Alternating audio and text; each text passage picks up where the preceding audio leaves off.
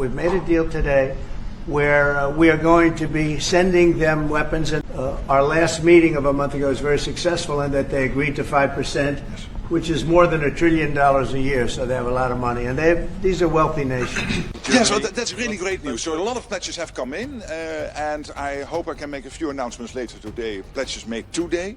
And when you look at the overall numbers, as I said yesterday, we are now at 4 billion. So that means we are really on track for the 1 billion a month, August, September, October, November. And I'm cautiously optimistic that we will reach the 5 billion for the full year.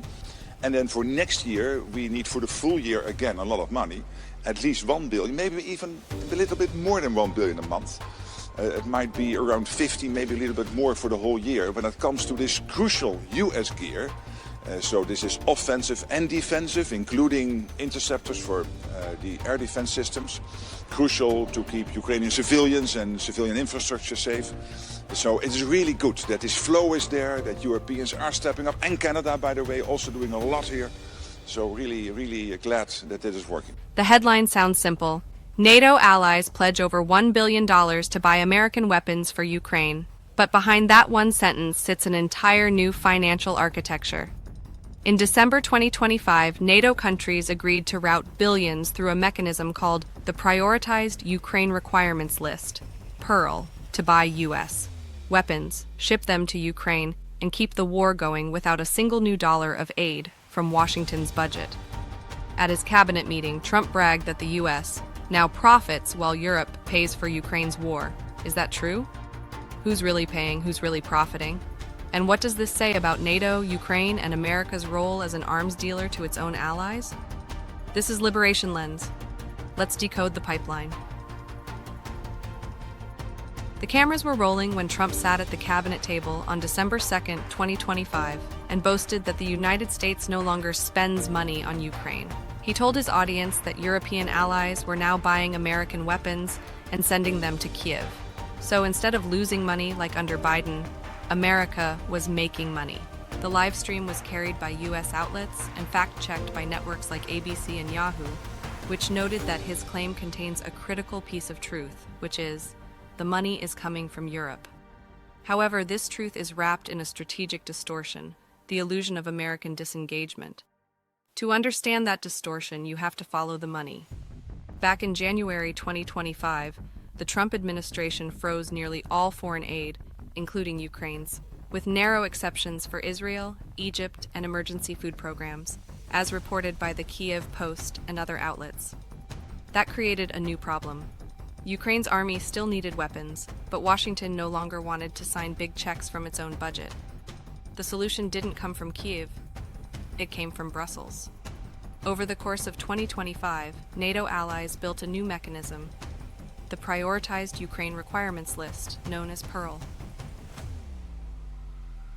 According to reporting by Euronews, DW, and Carleton University researchers, PURL works like this. NATO and Ukraine agree a list of priority weapon needs: air defense, artillery, long-range missiles, ammunition.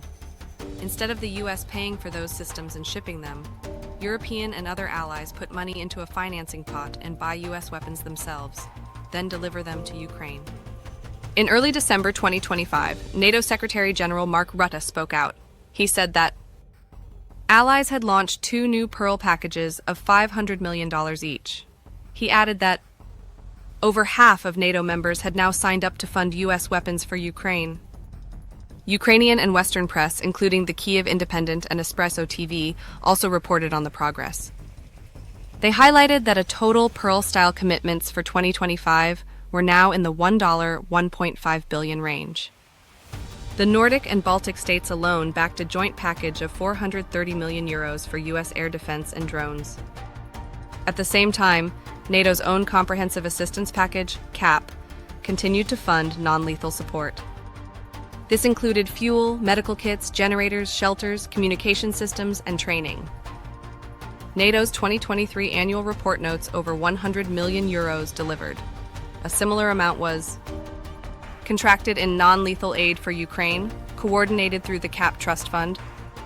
That's alliance money, but again, often spent on goods and services sourced from allied economies. On top of this, European leaders have announced national packages. while the Netherlands is buying U.S. missiles for Ukraine under a NATO framework. Nordic and Baltic allies are pooling funds for American systems. Other governments are combining purchases from U.S. and European defense firms. France 24, U.S. News, and Al Jazeera have reported extensively on European aid to Ukraine. Since 2022, this aid has totaled tens of billions of dollars. It includes military, financial, and humanitarian support. A growing portion of this aid now flows through channels that specifically result in U.S. weapons being delivered.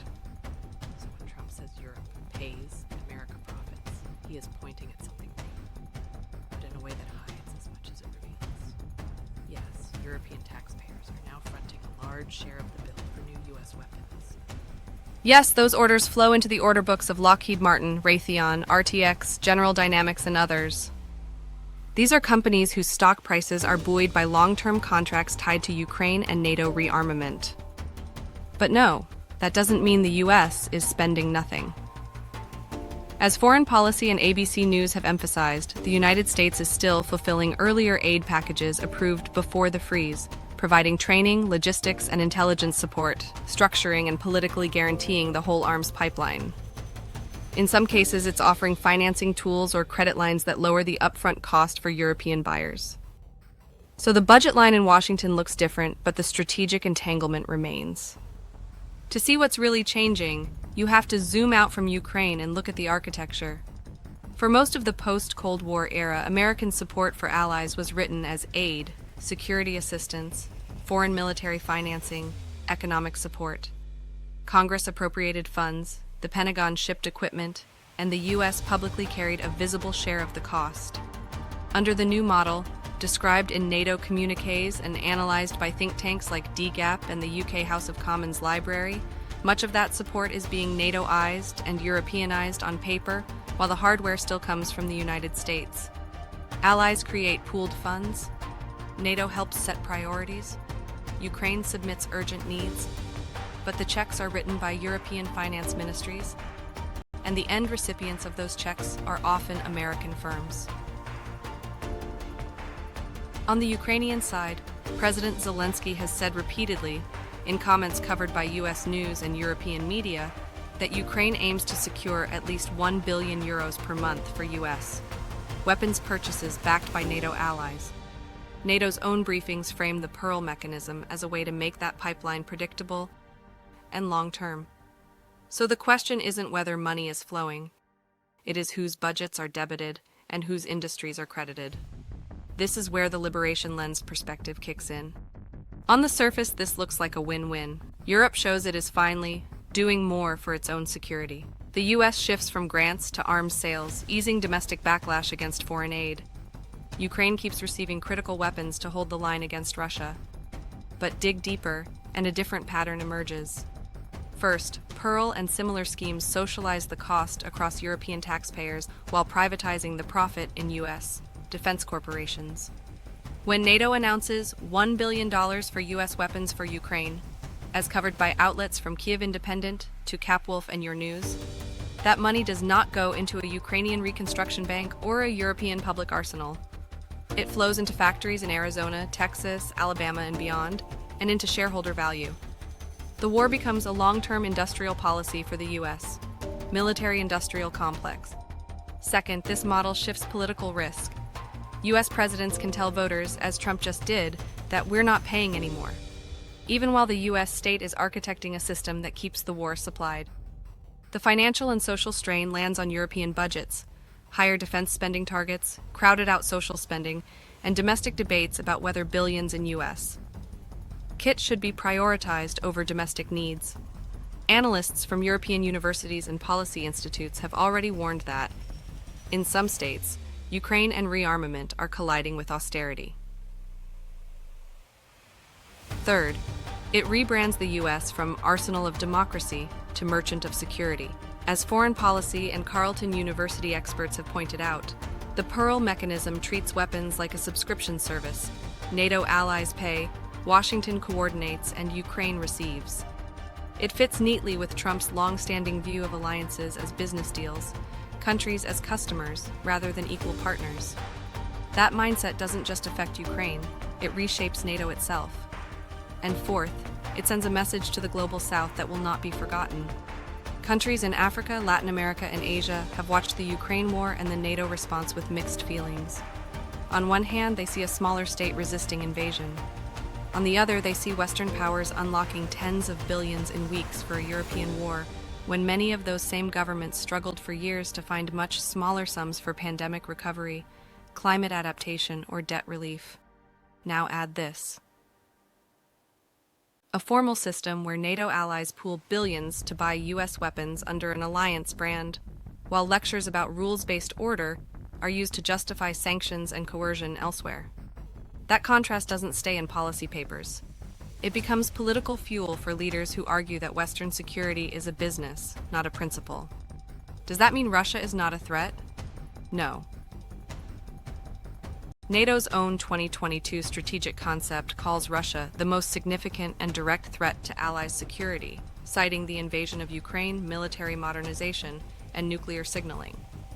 Analysts at RAND and the Atlantic Council warn that, depending on the outcome in Ukraine, NATO states on the eastern flank face genuine risk in the next 5 to 10 years.